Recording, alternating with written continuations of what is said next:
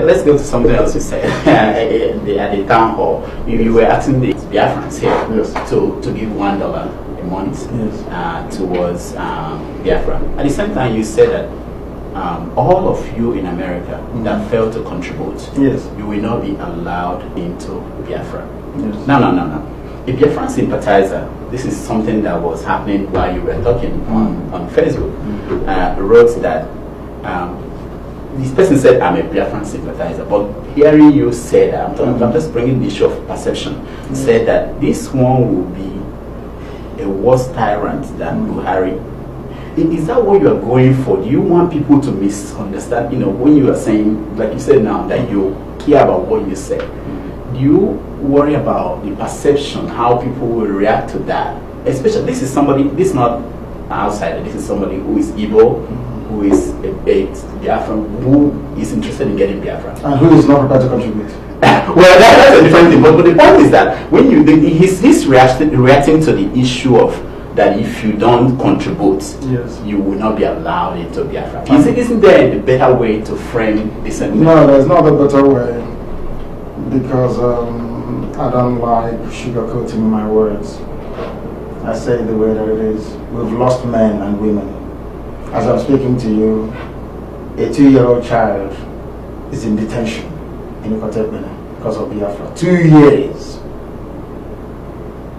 And you have somebody with the luxury of the biggest hamburger that man can afford, of pizza and limitless soda. When they go to a restaurant, sitting in America, pontificating, refusing to get involved or not contributing, and they will not come into Biafra, and God is my witness, they will not come in.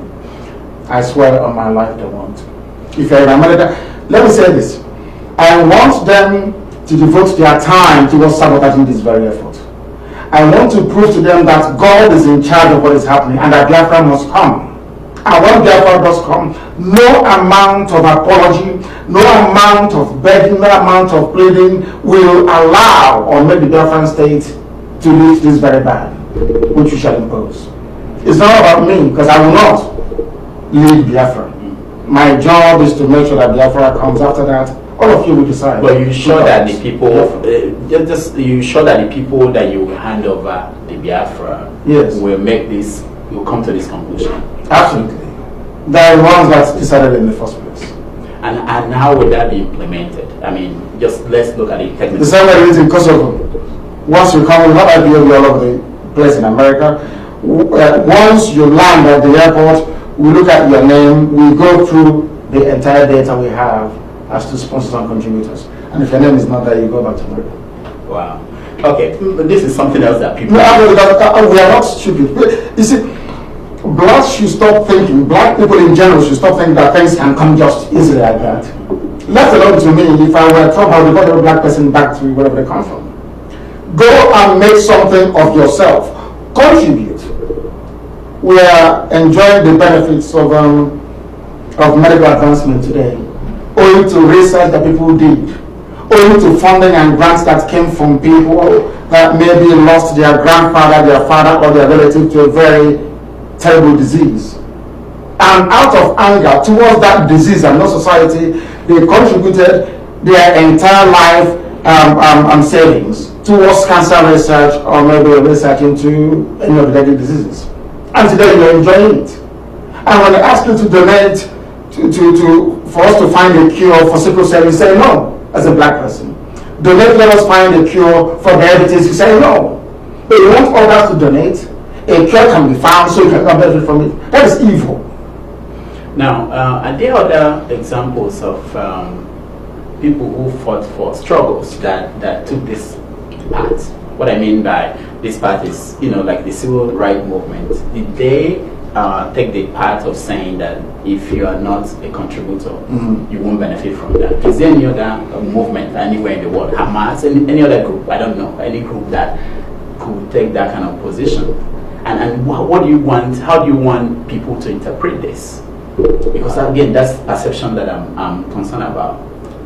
What do you want? What example can you give of a movement? Kosovo did it.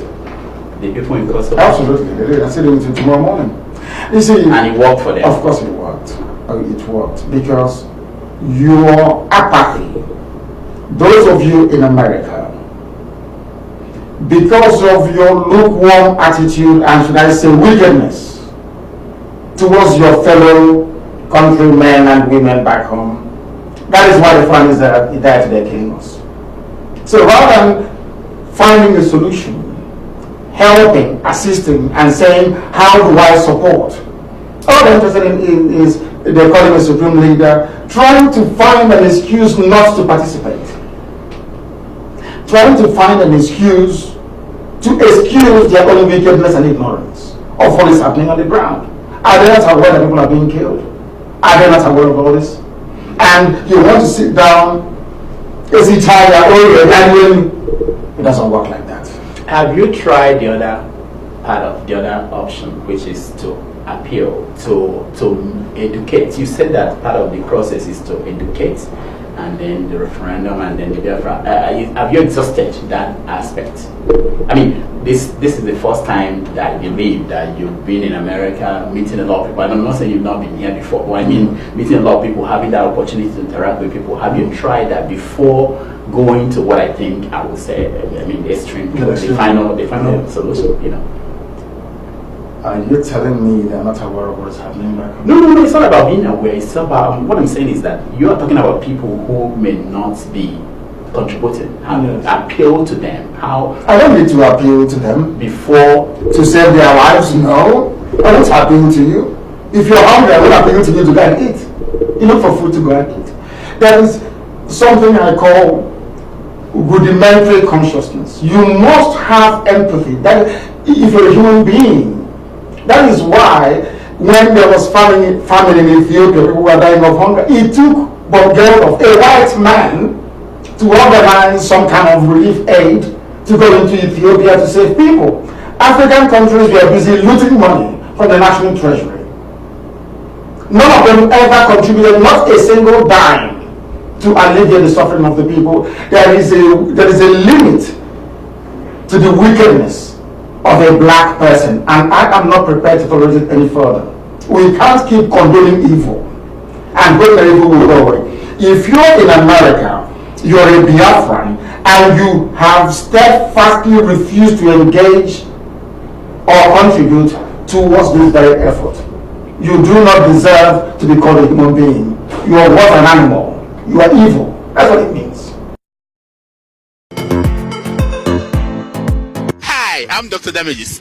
Do high fees damage your wallet when you send money home? I've got the damage control. Use Wave for no fee transfers. Remember the promo code DOCTOR for $5. So when we left off, we were talking about some of the statements you make, and some people used to think that you're looking for shock value. I'll give you an example.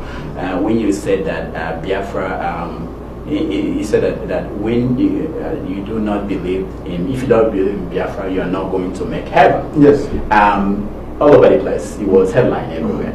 And during the town hall, somebody raised the issue, and you explained that the heaven you meant was Biafra. That if you don't believe in Biafra, you will not make. If you don't believe in Biafra, you will not make. You know. So I'm asking, and people are asking that question. When are you saying what you're saying, or when are you talking in parable, or because the explanation you gave for that, you said that the Yoruba media, that they came to you and they were questioning, do you have the key to heaven? Which means it's not just Yoruba media. I believe that there are some people, and then some of the people who I told I was coming to talk to you said I should ask you this question. Some people who are evil, who are sympathetic to the cause you are fighting for, have that question, you know. And the question is, do I have the key to heaven? No. When you said that, were you referring to heaven? And how do they know when you say you can't come into Biafra, whether you mean go into heaven, whether you mean Biafra or you mean heaven? I want to clarify this. Yeah, please. If you're against Biafra, that means you're against God in heaven. That we praise and worship. And God is a God of freedom. You can't be against freedom and you expect to make heaven. It's not possible, you will not. Both the spiritual heaven that is up there in the firmament and this very heaven on this earth we are building, or we are seeking to build, which is Biafra. You will not make any heaven at all. Perhaps I wasn't quite clear enough, and let me clarify. If you are against Biafra, you will not go to heaven. Not the heaven to go and see the Messiah, and not to enter Biafra, which is heaven on this very earth. But you will not make it. There's no ifs or buts about it. And you will not. Categorically, because you are against what God Himself ordained. somebody watching this will be thinking, what did God tell you that? How do you know? And I will tell you how I know. Yeah. I know because if you're against the will of God, if you perpetually and consistently without repentance go against the will of God, you cannot enter heaven. That is a given fact. It's a doctrine of religion, of every faith. I hasten to add. I cannot see how you can claim you're praising God whilst you're against people who are fighting for their freedom.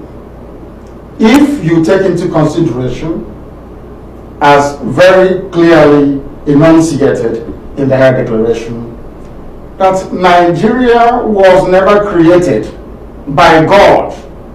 Nigeria is a man-made creation. To make it worse, it wasn't even created by Africans. Do we take that as a fact? Mm-hmm. Is that a fact? Mm-hmm. Yeah. Does the name Nigeria mean anything to you? I'm asking you as a Nigerian. No. Does it mean anything to you? No. Do you also agree with me that the only thing you can give a name to, and it will bear it quite confidently and proudly, is an animal? Do you agree with me? Do you have a cat or a dog at home? I mean, your kids, you can give them names. No. Do you have answer? They will answer that. No. Do you have a cat? No, I don't have. But they have the right to change it. So if I name my child... Nigeria could change the name. No, I'm coming. Mm-hmm. If you name your child .com, for instance, this child is named .com. Or at least, you are the father of that child. That's what you're saying. Is England the father of Nigeria? The answer is no. Now, what I'm trying to say to you is this. The stupidity that is prevalent in the brain of a black person is what I'm attacking. Not black people, but the stupidity that resides in our genes. That's what I'm fighting. And the sooner they understand it, the better for everybody. People have come up to us to say that what IPOB is doing inspired our separatist agitations in our countries all over Africa. You know, so what is rising up in Ghana as well, of all places. That tells you, because the truth we are preaching resonates everywhere. And you cannot be against truth and freedom and you think God will love you. It's not possible. It's not possible. Now, let's look at this. During the run-up to the election in 2019, you insisted that there will not be election in Biafra land. Yes. And you urged Biafrans not to participate. A few days to the election, you changed your mind and said that something about the demands have been met. Yes. There's a staunch supporter of Biafra who told me that that was when you lost him. Now, the issue is not about the demands that were met, that you did not explain what demands that were met. The issue was not about the fact that Biafrans or people who support you, who are your supporters, could not vote anymore because they didn't get the voters card by the time you said they could now vote. The issue was he felt that you were talking down on him as a follower, on your follower, and that they don't deserve accountability or transparency. They don't know why. They don't, What, can you address people like that? And there are many who felt that at that point they already believed that there won't be election. They are not going to participate. All of a sudden, you turned around without any explanation. What will you say to someone like that? So if I send them into battle and I say advance, and as their commander, later on I say stop. So they will continue to advance because the instructions I gave before was to keep marching and not to stop. And when they continue marching and they meet a superior firepower and they die in the process, they will say, let them to their death. These are people who maybe Or maybe we conspired. We're wearing light blue sky blue shirts today, and they will complain and say, "Why not white?" They will always have a reason or justification to claim we were supporting him before, but not anymore. The reason being, IPOB represents the yearnings and aspirations of our people, and we are Republicans. Apart from the conditions that we are met, which, as I said, I will reveal in due course, one of the critical things that must be demonstrated by our people is that IPOB has the interest of our people at heart. And when people speak and say, allow us to do this, you must allow them to do it. Allow them to go and vote, to show them that their vote does not count. That PVC is useless. People say, oh, but his supporters. Who are our supporters? Every Biafran, genuine Biafran, is a supporter of IPOB. And when people go out to vote, all the people voting in the East are all IPOB. When we say sit at home, they sit at home. In another election, we said don't vote, and 97% did not vote. Go and ask INEC, and they will tell you. That was why they were panicking over our boycott threat to the presidential elections. So if you want, before you lead the people, you need to understand them. That is why no Igbo group functions anywhere in the world, because they don't understand the psyche of our people. Our people, number one, they want the truth and consistency. When you change your mind or direction, you explain to them why, and which I did time and time again. Our people said that if you don't do this now, we know that you don't listen to instructions. You're not prepared to listen to other views. Do you understand me? So in order to carry the same critical mass along, we need to give them what they want, which is an opportunity to prove that your PVC is useless, which we've done. Is anybody doubting us anymore that PVC is useless in the zoo? No doubts whatsoever. So I don't want people to always look for an excuse as to why they cannot be part of it. It's either he's called Supreme Leader, he's called Lord and Savior, and now it's because of election. Before I leave the US, they will say maybe because I didn't go to Massachusetts. That's why I didn't support. After I went to New York, Atlanta, and all these other places. One more question about perception and things you say. There was a statement you made maybe in 2015 where you said that 99.9% of Igbo girls are prostitutes. You defended this by saying that you had no empirical proof, that you had no scholarship to back up what you said, and no field research.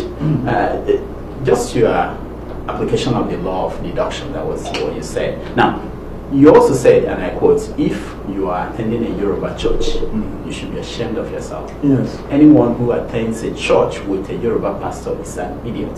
Yes. A complete fool, an imbecile. I have no time for them. They are worse than Boko Haram. They are very, very foolish. If your pastor is Yoruba, you are not fit to be a human being. Now, I know a fan of the Biafran struggle, who is a woman and attends a church that has a Yoruba pastor. She just doesn't understand why you talk that way. Do you have anything to say to her? Because most of the difficulties we've been having have always come from these Yoruba pastors. Some of them are good. I have no doubt in every society you have the good, you have the bad, and you have the ugly. I don't spare our people either, do I? No. Do I? No, no. Have I spared Ohaneze and the governors? Have I even spared my own soul? Because I don't have a lot of time for self-pity. Yoruba Pentecostalism is the reason why Fulanese are invading us today. How? Because they failed to stand in the pulpit to defend the people by speaking the truth into their congregation. That's the reason why. Are they doing it in Kumeyi supported Jubril. Every Yoruba pastor knows that Buhari is dead. They know it. They know that that thing they are saying in Asorok is not Buhari. Everybody knows, including yourself. You all know the truth. But because coming out in the open to concede that the man is not Buhari will mean that Nnamdi Kanu will score a cheap point of "I told you so," and Nigeria will remain one if we don't reveal this very horrible secret. That is why they are doing it. You cannot expect me to have regard for anybody who is a Biafran, perhaps answering Nkechi or Chukwu, going to a church pastored by somebody who is called Kumi or Suleiman, a former Muslim, now turned a Christian, and you're telling me to have regard for you? What is their name? What is the meaning of their name? I answer Ikechukwu by my name, by virtue of the name that I answer. I give praise to God in heaven. And you're going to a church. Are you saying that Yoruba names don't have meaning? No, I'm not saying that. Okay, you see, it's within the context of praise and worship. Yeah. What I'm saying is that he was a former Muslim, and today he's a Pentecostal preacher. That's Suleiman. Supporting, I said all Yoruba pastors, supporting an Islamic fundamentalist agenda. Suleiman is not in support of Apostle Suleiman. He's not in support of. He said you shouldn't criticize Jubril. That's what he said a few weeks ago. You're asking us not to criticize a murderous dictator. Yeah, in what planet do these people inhabit? If Archbishop Desmond Tutu, adopted this docile support the dictator approach, where would South Africa be today? People talk about Dr. King all the time. Was Dr. King not a reverend? I'm asking you. No, I'm saying, I wanted to know, the Igbo reverends, are they doing better? Are they doing better than Yoruba or the Hausa? Some of them are even worse. So, like what I'm trying to explain to you is this, is that congregation of brainwashing that I do not like. The same gripe I have with a section of the Yoruba media that have turned our brains for over 50 years. But whatever, I like because you bring up the Yoruba media all the time. I want to ask you, what happened to the Igbo media? Why are the Igbo media not taking up whatever complaints you have? Where are they? We don't have any Igbo media to start with. So whose fault is that? And it's your fault. And those of you that live in America that will not support any good initiative. After all, when we started Radio Biafra, none of you supported in America. We fought until we had to give our people a voice.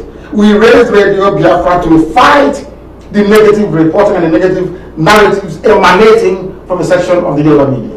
That's why we founded Radio Biafra, and I'm glad we've succeeded in correcting some of the damage they did to our people.